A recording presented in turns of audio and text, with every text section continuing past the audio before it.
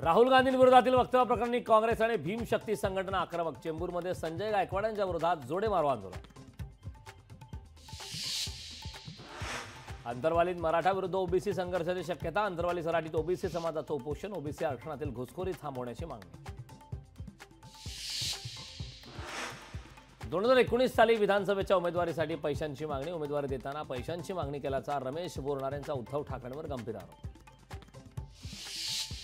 राज्यात divine E रिक्षा वाटपात कोट्यावधीचा घोटाळ्याचा आरोप. 797 ई रिक्षा वाटपात कोट्यावधी रुपयांचा घोटाळा.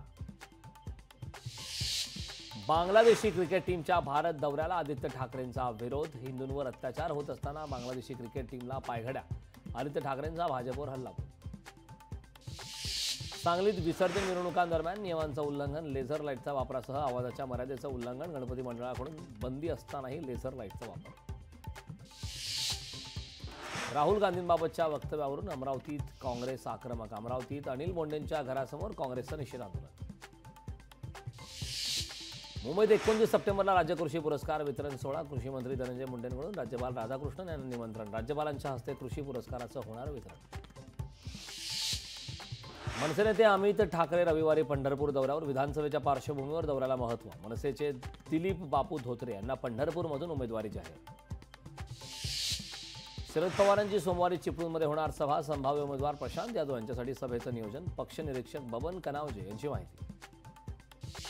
कोकणवासियांचा मुंबईकडे परतीचा प्रवास. नेत्रावती दिवा पॅसेंजर मांडवी एक्सप्रेसना तुफान गर्दी. गणरायाला निरोप देऊन कोकणवासियांनी धरली मुंबईची वाट. राज्यातील पहिल्या सेमीकंडक्टर प्रकल्पाचं आज उद्घाटन. मुख्यमंत्री शिंदे फडणवीसांच्या उपस्थितीमध्ये होणार उद्घाटन. सोलापुरात शहर वाहतूक शाखेची धडक कारवाई. कर्कश आवाज करणाऱ्या बुलेट सायलेन्सरवर फिरवला रोड रोलर. 3000 फॅन्सी नंबर प्लेटही केल्या नष्ट.